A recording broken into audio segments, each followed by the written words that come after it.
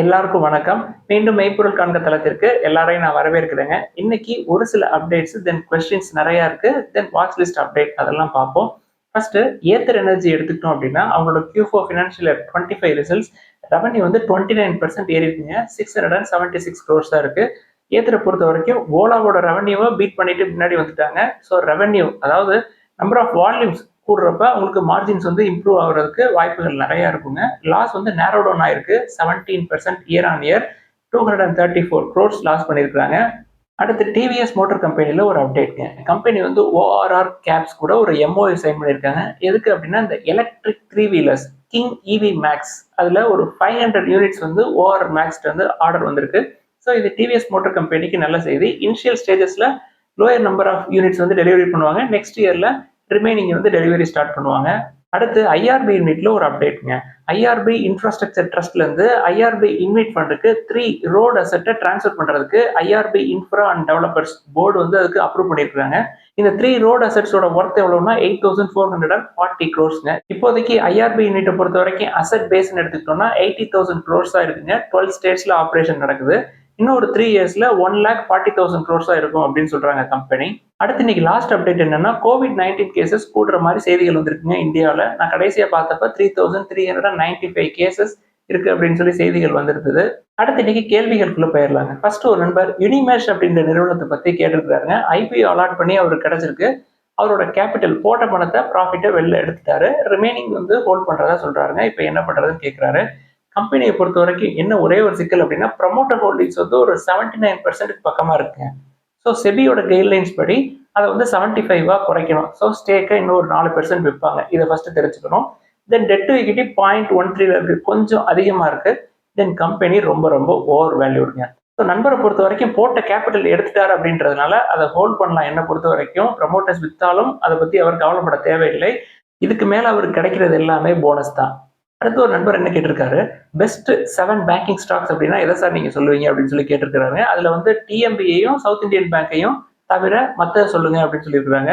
So அந்த வரிசையில என்னை பொறுத்த வரைக்கும் எடுத்துக்கிட்டோம் அப்படின்னா IndusInd bank, Karnataka bank, IDFC first bank, Axis bank, City Union bank, Federal bank, then Karur Vysya bank, இந்த ஆர்டர்ல நான் வந்து பார்ப்பேங்க. அடுத்து ஸ்பந்தனா ஸ்பூர்த்தி நான் வந்து 275 ஷேர்ஸ் வச்சிருக்கேன் சார். ஆவரேஜ் பிரைஸ் 275ல இருக்கு அப்படின்னு சொல்றாங்க. இப்பயுமே நல்ல வேல்யூவேஷன்ல தான் வச்சிருக்காருங்க. பிரைஸ் டு புக்கை விட கம்மியான பிரைசஸ்ல தான் வச்சிருக்காரு. மேபி நாளைக்கு பயங்கரமா கீழே இறங்குச்சு அப்படின்னா உடனே மேலே போறதுக்கு வாய்ப்புகள் இருக்காதுங்க. ஸோ நம்மளுக்கு மினிஸ்கூல் குவான்டிட்டிஸ்ல கன்சிடர் பண்ணி ஆவரேஜ் பண்றதுக்கும் வாய்ப்புகள் கிடைக்கும். பட் இந்த மைக்ரோ ஃபைனான்ஸ் இண்டஸ்ட்ரியை பொறுத்த வரைக்கும் இன்னும் நிலைமை சரியாகிறதுக்கு ஒரு வருஷத்துக்கு மேல ஆகும். ஸ்பந்தனா ஸ்பூர்த்தியில 1000 கோடி ரூபாய்க்கு பக்கமா ஃபினான்ஷியல் 25ல லாஸ் பண்ணியிருக்காங்க. ஸோ இன்னும் நேரம் எடுக்கும். அடுத்து சைனீஸ் மார்க்கெட் வந்து நல்ல வேல்யூவேஷன்ல இருக்குன்னு சொல்றீங்க. அங்க வந்து நம்ம மியூச்சுவல் ஃபண்ட்ஸ் மூலமா கன்சிடர் பண்ணலாமா அப்படின்னு சொல்லி கேட்கறாங்க. என்னை பொறுத்த வரைக்கும் நான் பெரும்பாலும் டைரக்டா ஸ்டாக்ஸ் மட்டும்தான் வாங்குவேன். மியூச்சுவல் ஃபண்ட் சைடு போறதே கிடையாதுங்க. அதை விட இன்னொரு முக்கியமான விஷயம் என்ன அப்படின்னா இன்டர்நேஷனல் மார்க்கெட்டை பொறுத்த வரைக்கும் என்னோட ப்ரிஃபரன்ஸ் யூஎஸ் தாங்க. அப்படி யூஎஸ்ன்னு நம்ம சொன்னப்ப யூஎஸ் மார்க்கெட்டு இப்போ எலிவேட்டடா தான் இருக்கு அப்படின்னு சொல்லி ஒரு நண்பர் கேள்வி கேட்டிருந்தாருங்க. யூஎஸ் மார்க்கெட் வந்து எலிவேட்டடா இருக்கிறது உண்மைதாங்க. ஆனா அங்கேயும் வேல்யூஸ் இருக்கு. டொயோட்டா, ஹோண்டா, இன்டெல் போன்ற நிறுவனங்கள் வந்து ரொம்ப கம்மியான பிரைசஸ்ல தாங்க இருக்கு. ஸோ டைரக்டா ஸ்டாக்ஸ் வாங்குறது என்னை பொறுத்த வரைக்கும் பெஸ்ட் அப்படின்னு தான் நான் நினைப்பேன். அடுத்து கண்டெய்னர் கார்பரேஷன் ஆஃப் இந்தியாவை பத்தி கேட்டிருக்காங்க.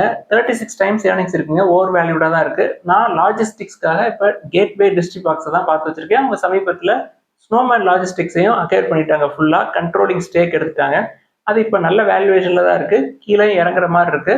பிரைஸ் டு புக் 1.5க்கு ரொம்ப நியராக தான் இருக்கு. ஸோ அது வந்து எனக்கு நல்ல ஸ்டாக்கா இருக்கும்னு தோணுதுங்க. லாஜிஸ்டிக்ஸை பொறுத்த வரைக்கும் கேட்வே டிஸ்ட்ரிபாக்ஸை நான் கன்சிடர் பண்ணேன் அப்படின்னா இன்டெரக்டா ஸ்னோமேனையும் நான் கன்சிடர் பண்றேன் அப்படின்னு தான் அர்த்தம். அடுத்து வில்ஸ்பன் லிவிங் பத்தி கேட்டிருக்காங்க. ஏன் சார் வந்து சமீபத்தில் 10% ஸ்டாக் வந்து கீழே விழுந்திருக்கு அப்படின்னு சொல்லிட்டு தொடர்ந்து டிசம்பர் குவார்டர், மார்ச் குவார்டர் ரெண்டுலையுமே ப்ராஃபிட்ஸ் வந்து இயர் ஆன் இயர் பேசிஸ்ல குறைஞ்சிருக்குங்க. தென் எஃப்ஐஐஸும் விற்கிறாங்க. இதுதான் காரணம். கம்பெனியை பொறுத்த வரைக்கும் டெட் டு ஈக்விட்டி ஒரு 0.5க்கு மேல இருக்குங்க. நான் வந்து இதை 60, 70ஸ்ல வாங்கி நான் ஹோல்ட் பண்ணியிருந்தேன். நான் முற்காலங்களில் டெக்ஸ்டைல் செக்டர் நிறைய வாங்குவேன்னு உங்களுக்கு சொல்லியிருக்கேன் இல்லையா. அந்த டயத்துல வாங்கி நான் 100, 110ல வெளில வந்துட்டேன். பட் அப்போ டெட் டு ஈக்விட்டிலாம் எனக்கு பார்க்க தெரியாது. சிம்பிளா பயாஸ்டா எங்க ஃபாதர் வந்து டெக்ஸ்டைல் பிசினஸ் பண்ணாரு அப்படிங்கிறதுனால இதை வந்து நான் கன்சிடர் பண்ணேன். பட் இப்போ இதெல்லாம் நான் பார்க்கறது இல்லை. பட் டெட் டு ஈக்விட்டி அதிகம். தென் போன குவார்டர் கம்பேர் பண்றப்ப, போன இயர் கம்பேர் பண்றப்ப ப்ராஃபிட் குறையிறப்ப ஷேர் பிரைஸ் அடிக்கிறது வழக்கம் தாங்க. இந்த சைக்கிள் வந்து இருக்கும் டெக்ஸ்டைல் செக்டர்ல. தென் கன்ஸ்ட்ரக்ஷன் செக்டார்ல எல்லாத்துலேயுமே இதை நம்ம பார்க்கலாம். அடுத்து கோல்கேட் நிறுவனத்தை பற்றி கேட்டிருக்கிறாங்க. கம்பெனி நல்ல கம்பெனிங்க, டெட் டு ஈக்விட்டியே கிடையாது, பட் 46 டைம்ஸ் ஏர்னிங்ஸ் இருக்கு, ரொம்ப ஓவர் வேல்யூட், எனக்கு அது சரி வராது. அடுத்து என்பிசிசி லிமிடெட் பற்றியும் கேட்டிருக்கிறாங்க. அதுவும் ப்ராஃபிட்ஸ் வந்து நல்லா காட்டியிருக்கிறாங்க, டெட் டு ஈக்விட்டி கிடையாது, but price to earning 60 times பக்கமாக இருக்கும், அவ்வளோ நம்ம பணம் கொடுக்க முடியாதுங்க. அடுத்து ஜிஎன்எஃப்சி பற்றி கேட்டிருந்தாங்க. நம்ம ஏற்கனவே இதை பற்றி சொல்லியிருக்கோம். ஃபெர்டிலைசர் ஸ்டாக்ஸ் 2023க்கு அப்புறமே ரெவன்யூ வந்து குறையுது அப்படின்னு சொல்லிட்டு, ஆனால் சமீபத்தில் ப்ராஃபிட் வந்து கொஞ்சம் கூடியிருக்கு.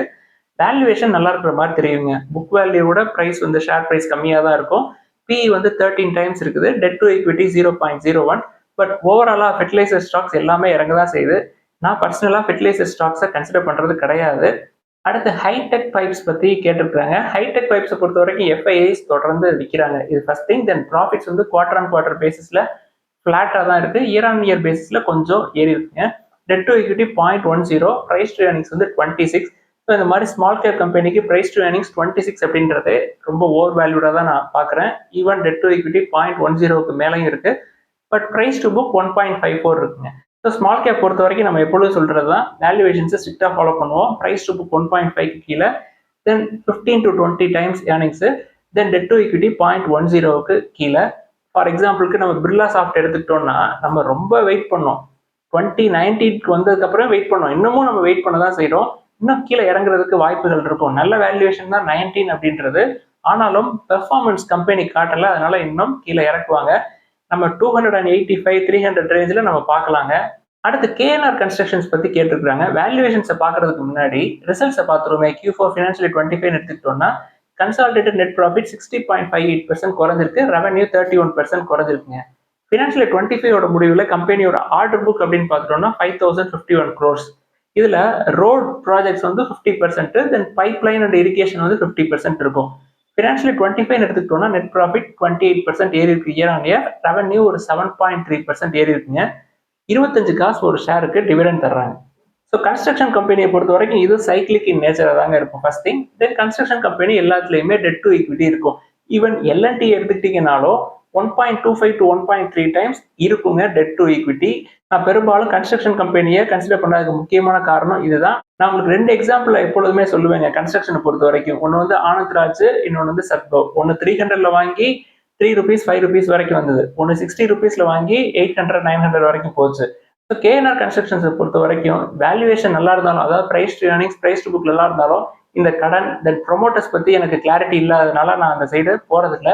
இதை கன்சிடர் பண்ணுறதுக்கு நான் எல்என்டி 33 டைம்ஸ் ஏர்னிங்ஸ் கொடுத்துட்டனாலும் எனக்கு ஒரு கான்ஃபிடென்ட்டாக இருக்குங்க. அது போக இப்போ ரீசெண்டாக ஹிந்துஸ்தான் கன்ஸ்ட்ரக்ஷன் கம்பெனியும் நம்ம வாட்ச் பண்ணிக்கிட்டு இருக்கோம். ஏன்னா அவங்க டாடா குரூப் கூட டைப் போட்டு ப்ராஜெக்ட்ஸ்லாம் எடுக்கிறதுனால அதை நம்ம வந்து வாட்ச் பண்ணுறோம். அடுத்த ஒரு நண்பர் சிவகுமார் அப்படின்னு சொல்லிட்டு, நான் இப்போ தான் சார் ஃபர்ஸ்ட் டைம் மார்க்கெட்டுக்குள்ளே வர்றேன், நிஃப்டி 50 எப்படி வாங்குறது அப்படின்னு சொல்லி கேட்குறாருங்க. நீங்கள் வந்து நிஃப்டி 50ல உள்ள ஒவ்வொரு கம்பெனிஸை தனித்தனியாகவே கன்சிடர் பண்ணலாம்.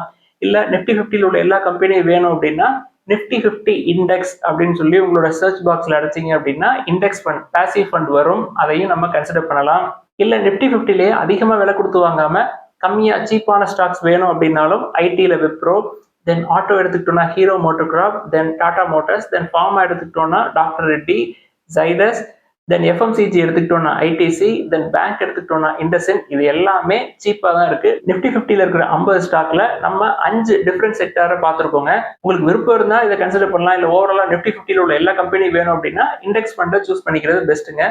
அடுத்து வாட்ச் லிஸ்ட் அப்டேட்னு பார்த்தோம்னா, எனக்கு ஒரு சில கம்பெனி ஓவர் வேல்யூடாக தெரிஞ்ச கம்பெனி எல்லாமே வாட்ச் லிஸ்ட்லேருந்து வெளில எடுத்துட்டேன். குறிப்பாக டாடா ஸ்டீல் நம்ம 108க்கு வரணும்னு வெயிட் பண்ணோம், அது வரல, 150க்கு மேலேயே தான் இருக்கு, அதனால அதை வெளில எடுத்துட்டேன். அடுத்து எம்ஹெச்ஆர்ஐல எடுத்துக்கிட்டோம்னா அது 350க்கு மேலே போயிடுச்சு, 300க்கு கீழே பார்க்கலான்னு சொல்லியிருந்தோம்.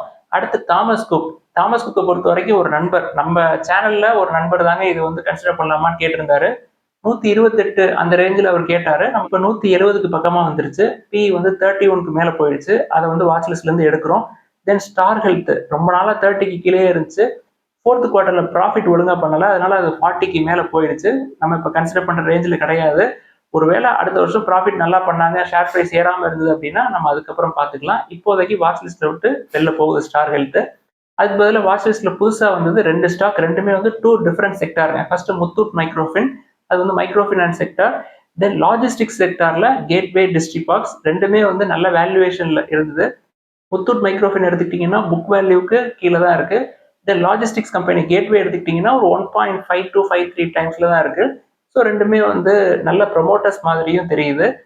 அதனால இந்த 2 கம்பெனியும் நான் எனக்கு வாட்ச் லிஸ்ட்டில் புதுசாக ஆட் பண்ணியிருக்கேன். வாட்ச் லிஸ்ட்டை விட்டு டாடா ஸ்டீல், எம்ஹெச்ஆர்ஐஎல், தாமஸ் குக்கு, ஸ்டார் ஹெல்த் இதெல்லாம் வெளில எடுத்ததுனால அது நல்ல கம்பெனி இல்லை அப்படின்லாம் கிடையாதுங்க. நம்ம இப்போ கன்சிடர் பண்ணுற ரேஞ்சில் இல்லை. ஸோ எல்லாருமே அதில் ஓரளவுக்கு ப்ராஃபிட்லையாவது இருப்போம். அதை அப்படியே நம்ம ஹோல்ட் பண்ணுவோம். இதெல்லாம் தாங்க இன்னைக்கு டிஸ்கஸ் பண்ணணும்னு நினச்சோம். ஏதாவது சந்தேகங்கள், கேள்விகள் இருந்தால் எல்லாத்தையும் எழுதுங்க. தொடர்ந்து டிஸ்கஸ் பண்ணுவோம். எல்லாருக்கும் நன்றி.